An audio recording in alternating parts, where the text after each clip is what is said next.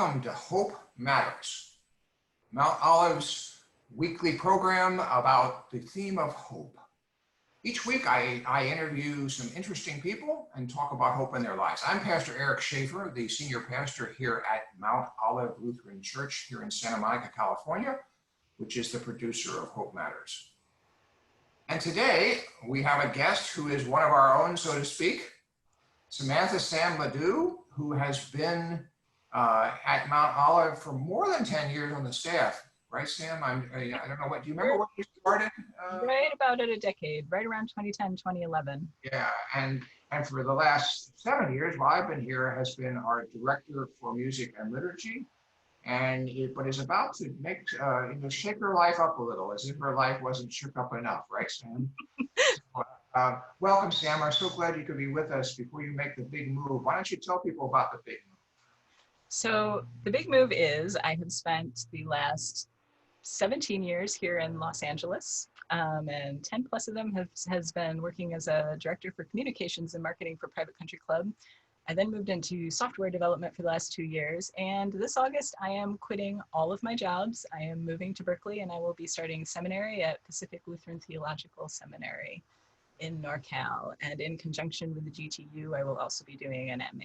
So all right, big left turn. Big turn.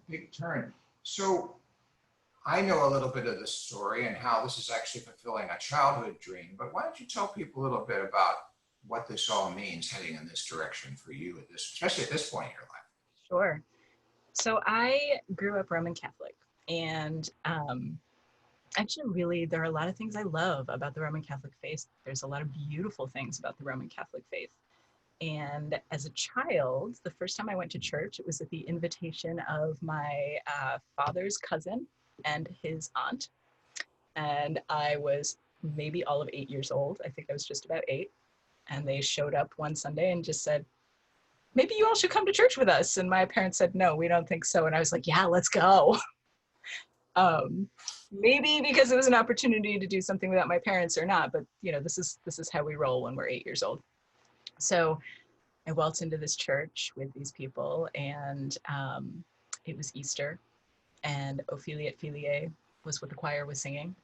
And it's a tiny town in upstate New York, so I couldn't tell you anything about the quality of what was happening, but I could tell you that melody enchanted me like nothing else. And then the priest comes down the aisle in his vestments, and I thought, well, that's an interesting dress. I wonder why he doesn't have like a belt so he looks skinnier. Because again, 8 years old. I remember just, we're going through the service and I'm taking it in and I'm fumbling with this hymnal, trying to understand how this thing works. And then I remember communion. And I remember watching this man raise his arms and break bread in front of everyone and hold this cup and talk about how it was a source of life for everyone. And I remember observing this community fall into a very specific kind of presence and stillness. And like a bolt of lightning, I looked at that and thought, that's where I need to be. That's where I belong. Which at that point in my life, I had no idea was even potentially a problem.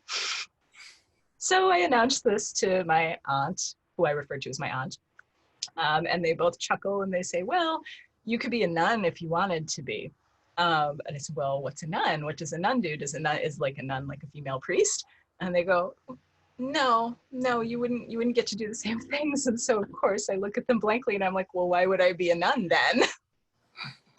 And so it went from there. And I spent a lot of my life, when you can't flex the muscle that you're called to flex, you learn to flex other muscles. And I've been very lucky. I've had a lot of people in that portion of my life recognize skill or ability there and encourage me.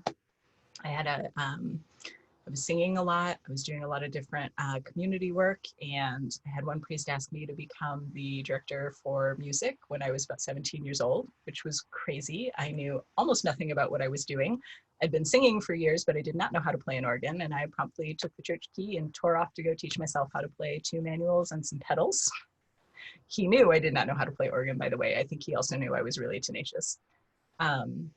So I've spent my life sort of pursuing opportunities to teach and to preach and music and art have really just been vehicles to help bring people into deeper awareness of God's love amongst each other and just in our world. Kind of like Rabbi Neil said the other night, the world is God wearing clothes. A great quote. Oh, It gee. is so good. It's so good. And so that was, flex these muscles, because this is the way I can do what I feel like I'm called to do, even though they won't give me the title, right? They won't let me preside over communion, but I can do these things. And this continued for years with me, for most of the time I was here in LA until about 10 years ago when I came to Mount Olive. But what I found over time was that as you climb the hierarchy more, you also learn that more and more you meet the resistance of what is intrinsic in that hierarchy, which is a lot of misogyny and a lot of relying on women to run their church, but not voluntarily giving women positions of power. And I just hit a point where it was like, I had convinced myself that if I kept going, eventually they'd let me really preach and teach or make an exception. And of course they were never going to. And then I walked into Mount Olive one day and Stephanie Jager was there. She invited me in. And while there's a lot of life story at that point that sent me in lots of scattered directions, I discovered that this call was still very real for me. And suddenly, out of the blue, as a result of a combination of Vicar Julie and Vicar Sharon, and even Vicar Scott in some places, and you and your invitation, it finally occurred to me and the light went on. Oh my gosh, I can pursue this. I don't have to operate by rules that I don't live with anymore. And so here I am, and that is it. 8-year-old girl who desperately wanted to be a priest at 30 plus years old, almost 40, heads down that pathway. On that pathway, it may happen yet. Well, we've talked before about the call and how the call keeps calling you. It does. And the funny thing is, I was saying to some friends the other day, I was married, for those who don't know, and it was not a happy marriage. And there was one point that I was getting ready for my day. And the thought that ran across my brain was, man, if I'd just been a man, none of this ever would have happened, because I could have become a priest. And that maybe was the moment that I realized I was really in the wrong place. Yeah, that's wonderful. Well, we're glad you're in this place, and we're excited about you going to seminary and serving the ELCA in a different way. You've been serving the ELCA through your time here, of course, and in the last few years you've gotten involved in some other things with the synod and in workshops and in helping with liturgical decor and a whole bunch of things like that. And so it's been such a pleasure that we've been on this team together now for these years and watched this place take off in ways that I could never have imagined. I mean, and we've been very blessed, and you've been part of that blessing too. No question about that. Thank you. And and as I keep saying to everybody, including you, that this is not really goodbye. No, it's not at all. It's a big change, but it's not a goodbye. You remain a member of this congregation, and for our viewers who know Sam, she's promised to come back on holidays and other times when she can. Berkeley is not close, but it's not across the country, and she tends to like to drive, and and You enjoy a good road trip. So holidays we hope, and other times, and then we will at Mount Olive be able to bless and watch her progress toward ministry and cheer her on in this, and we're looking forward to that, Sam, and it'll be fun to watch your progress and see how it goes. Thank you. Mount Olive has been such a life-giving place for me. Such a life-giving place. And so for you, Sam, hope, how and where do you feel hope in your life? I mean, it comes from a variety of places and spaces. You definitely need to enter into the world with an eye towards pragmatism, but also a desire to see the best in everybody and everything, right? And it just becomes a question of where it speaks to you on any given day for me. I tend to be a very big picture person who can then move to small picture and figure out how to get us to a bigger picture. And so sometimes I'm finding hope in the bigger picture. No, this one moment isn't the best, but in the greater scheme of things, we're still headed in the right direction. And I find it in just the very small interactions that I run into here and there. walking out in the parking lot and somebody smiling and waving. Since quarantine has started, the willingness of people to wave at the other person that they don't know from the other end of a parking lot has completely changed. People are just, that's a sign of hope to me. That's a sign of people who are desiring of community and desiring of presence. I think it's beautiful. Find hope in my dog every morning when she wakes up, looks at me, rolls over, and waits for me to feed her. There's hope. There's a lot of love and beauty in this world. There is if you're willing to look for it and find it, that's for sure. And so if you're going to take yourself out a few years, so that you're finished with seminary, you spend some time in a congregation, do you have an idea what maybe besides that you'd like to do within the ministry of the church? Right now, I keep saying this and people keep glazing over on me, so I obviously need to narrow it down a little bit.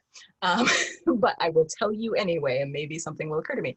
So I think that communication is one of the biggest miracles, everyday miracles we will ever run into. If that's not God, I don't know what is. Think about it for a minute. We have these strange shapes that we use. We have colors that we use. We have sounds that we learn to make.